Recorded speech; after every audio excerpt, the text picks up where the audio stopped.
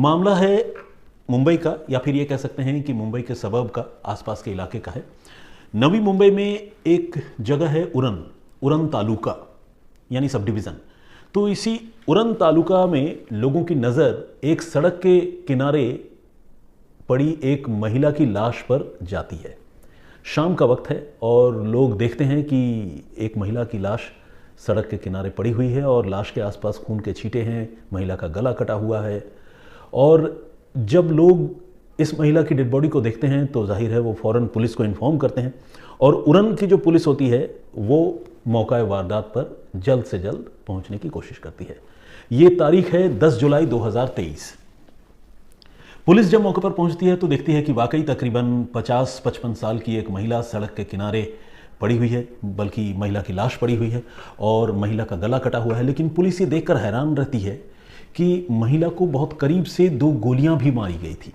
अब सवाल यह है कि कातिल अगर किसी को बहुत करीब से 2 गोली मारते हैं तो इसके बाद उसका गला काटने की फिर क्या ज़रूरत पड़ती है, क्योंकि 2 गोली से किसी की जान अगर किसी को बहुत करीब से मारी जाए गोली तो उसकी तो जान आराम से चली जाएगी और तुरंत चली जाएगी, इसके बाद गला काटने की क्या ज़रूरत है। तो ये जो सीन ऑफ क्राइम है और जो डेड बॉडी है वो पुलिस को थोड़ा कंफ्यूज भी करता है और पुलिस को समझ में नहीं आता कि आखिर इस तरह का कत्ल क्यों किया गया। इसके साथ ही पुलिस इस मामले की तफ्तीश शुरू करती है। मौका वारदात पर बहुत बारीकी से पुलिस नज़र डालती है। पुलिस देखती है कि महिला के जिस्म में एक जोड़ी कपड़े के सिवाय और कोई चीज़ मौके पर नहीं है। न तो उस महिला की चप्पल वहाँ है, न उसके शरीर में, जो भी महिलाओं के शरीर में आमतौर पर जेवर होते हैं, चाहे वो टॉप्स हो या गले में कोई हार हो या चूड़ियाँ हो, एक भी जेवर उसके शरीर में नहीं है। तो कुल मिलाकर, और कोई पर्स भी नहीं है।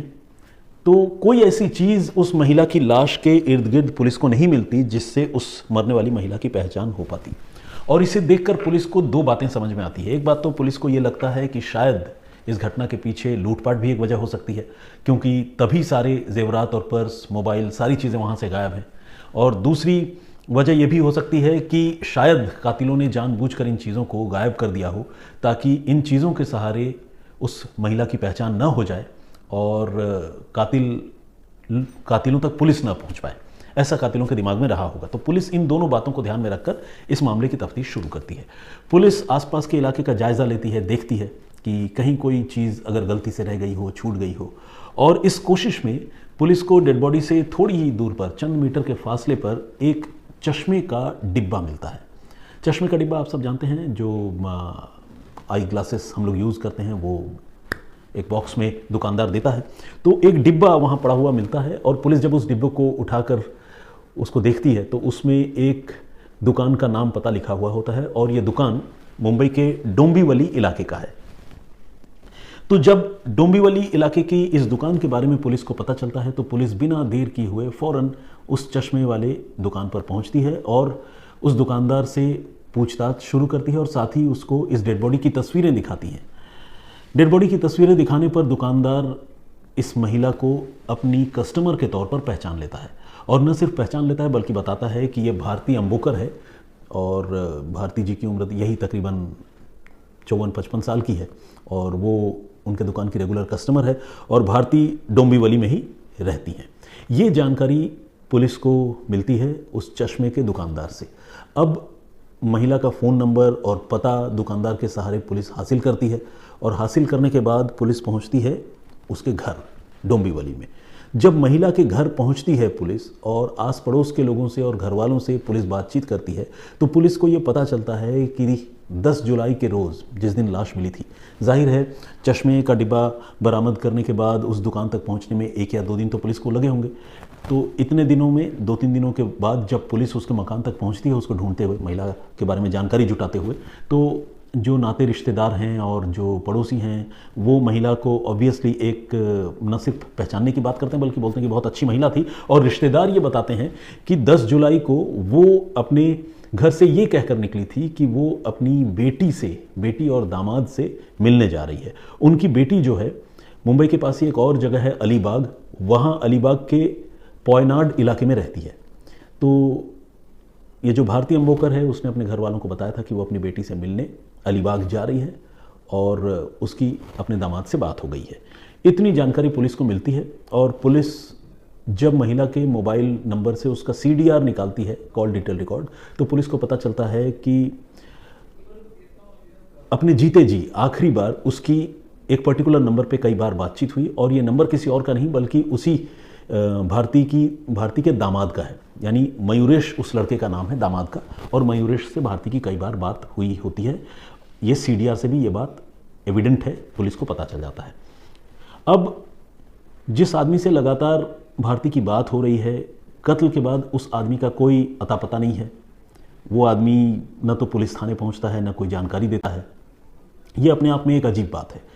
ऐसे में पुलिस जो है उस आदमी पर ही शक करना शुरू करती है जिस आदमी से भारती की आखिरी बार बात हुई थी, और जैसा कि मैंने आपको बताया, ये आदमी कोई और नहीं बल्कि भारती का अपना दामाद मयूरेश है। तो पुलिस को मयूरेश पर शक होने लगता है। अब पुलिस मयूरेश के बारे में जानकारी जुटानी शुरू करती है, और थोड़ी कोशिश करने के बाद मयूरेश का लोकेशन पुलिस ट्रेस करने में कामयाब हो जाती है, और एक एक करके मयूरेश समेत कुल 4 लोगों को जो उरन तालुका की पुलिस है वो गिरफ्तार करती है। अब इन चारों से पूछताछ होती है, और खासकर मयूरेश से पूछताछ होती है। तो मयूरेश पहले तो झूठ बोलता है, लेकिन जब पुलिस उससे एक के बाद एक सवाल पूछती है और CDR का हवाला देती है, ये भी बताती है कि अगर तुम्हारी सासू माँ जो तुम्हारी बीवी यानी अपनी बेटी से मिलने आ रही थी, अगर वो नहीं पहुंची तो तुमने पुलिस में थाने में कंप्लेन क्यों नहीं लिखवाई। तो इस तरह के जब तमाम सवाल पूछती है तो मयूरेश जो है वो उलझ जाता है, और वो सरेंडर कर देता है पुलिस के सामने, और कहता है कि हाँ, उसी ने अपनी सास भारती अंबोकर की हत्या की थी। उसने कहा कि भारती लगातार उसे फ़ोन कर रही थी, और फ़ोन करके अपनी बेटी से मिलने की बहुत ज़्यादा ज़िद कर रही थी, और इसीलिए उसने अपनी सास भारती की हत्या कर दी। और ये बताया कि चूंकि वो अपनी सास के इस व्यवहार से बहुत ज़्यादा नाराज़ था, और ये इंश्योर करना चाहता था, कंफर्म होना चाहता था कि किसी भी कीमत पर उसकी सास जिंदा ना बचे, इसलिए उसने अपनी सास को न सिर्फ करीब से 2 गोलियां मारी अपने दोस्तों के साथ, बल्कि उसका गला भी काट दिया, ताकि अगर थोड़ी भी जान उसके जिस्म में बची हो तो वो निकल जाए। ये उसकी मानसिकता थी मयूरेश की। अब मयूरेश से पुलिस ने पूछा कि तुमने ये सब कैसे किया, और तुमने अपनी सास को कहाँ बुलाया, कहाँ मिले, अपने घर लेकर क्यों नहीं गए, अपनी बीवी से क्यों नहीं मिलाया, जब वो अपनी बेटी से मिलना चाहती थी, वो तुम्हारी सास थी, तो तुमने क्यों नहीं मिलाया। तो इन सारी चीज़ों का मयूरेश ने जवाब दिया। हुआ ये कि जैसा कि मैंने आपको बताया, भारती जो है अपने दामाद मयूरेश से लगातार इस बात की जिद कर रही थी कि वो उसे अपनी बेटी के पास लेकर चले।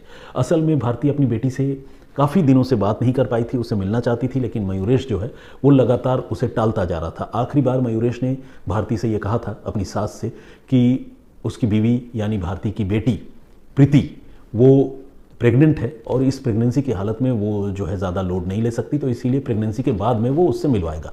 लेकिन भारती इस जिद पर अड़ गई कि अगर मेरी बेटी प्रेग्नेंट है तो मेरी तो सबसे ज़्यादा ज़रूरत अभी उसको होगी, तो मैं तो अभी मिलूंगी उससे। तो वो अपने दामाद को लगातार इंसिस्ट कर रही थी, और दामाद ने इसी वजह से उसकी हत्या की प्लानिंग की। और 10 जुलाई को जिस दिन ये घटना हुई, उस दिन डोंबिवली में भारती के घर मयूरेश अपने 3 दोस्तों के साथ पहुंचा, और कार में उसको बिठाकर, भारती को बिठाकर अपने साथ वो लेकर जाने लगा पोयनाड अलीबाग की तरफ।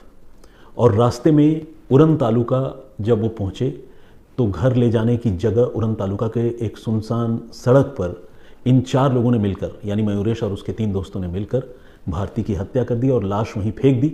और लाश से सारे जो बिलोंगिंग्स थे, चाहे वो जेवर हो, पर्स हो, कार्ड हो, वो सारी चीज़ें वो लोग वहाँ से उठाकर निकाल कर ले गए, ताकि उन चीज़ों के सहारे मरने वाली महिला की पहचान न हो पाए और वो कभी पकड़ी भी न जाए।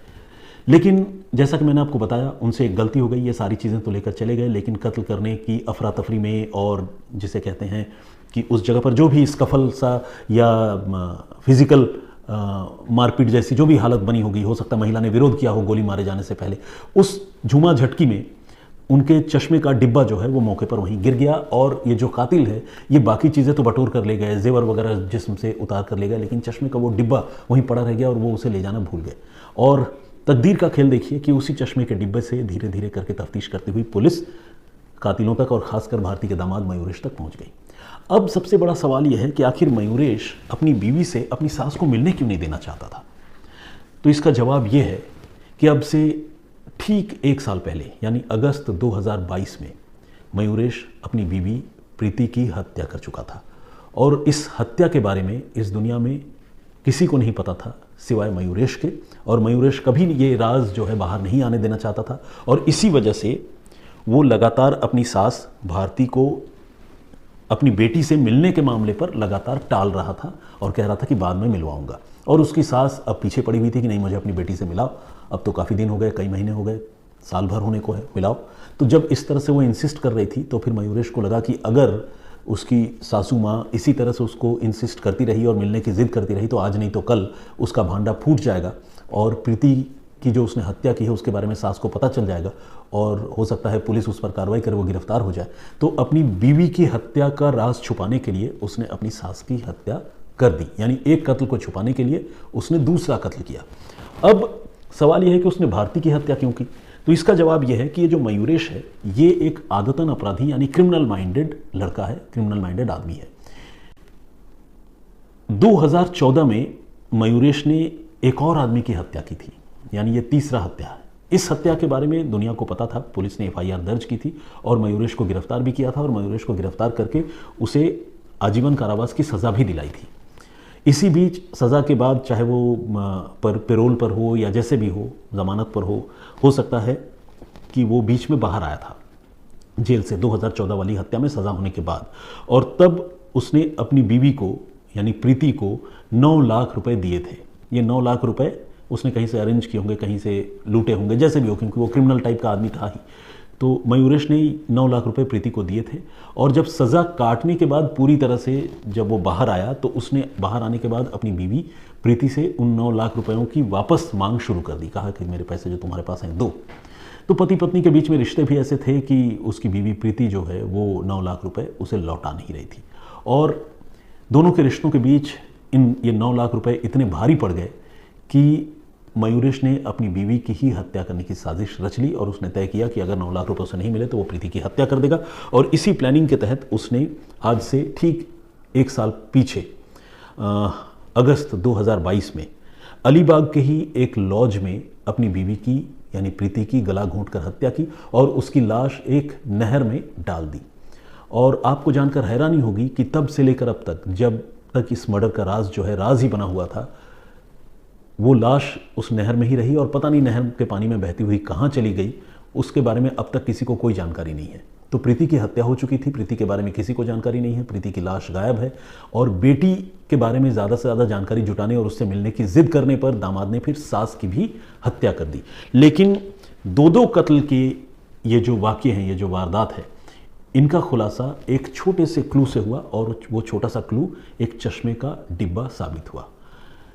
Heads off to Uran police जिसने इस मामले की तफ्तीश की, नवी मुंबई पुलिस जिसने इतनी बारीकी से और इतनी सिंसियरली इस मामले का खुलासा किया कि एक एक करके 2 कत्ल के मामलों का खुलासा हुआ। तो उरन पुलिस की, नवी मुंबई पुलिस की इस इन्वेस्टिगेशन के लिए तारीफ होनी चाहिए। और ऐसे क्रिमिनल जो इतनी फ्रीक्वेंटली लोगों की जान लेते हैं, बात बात पर हत्याएं करते हैं, पता नहीं उन्हें आजीवन कारावास की सज़ा होती है फिर भी वो कैसे छूट जाते हैं, कैसे उनको सरकार पेरोल पर रिहा करती है, कैसे अपर कोर्ट में, हायर कोर्ट में जब वो अपील करते हैं तो वो ज़मानत पर बाहर आ जाते हैं। ये सब अपने आप में हमारी न्याय व्यवस्था की कमी को उजागर करने वाली बातें हैं। आप क्या सोचते हैं, आपकी राय क्या है, प्लीज़ कमेंट करके ज़रूर बताइएगा।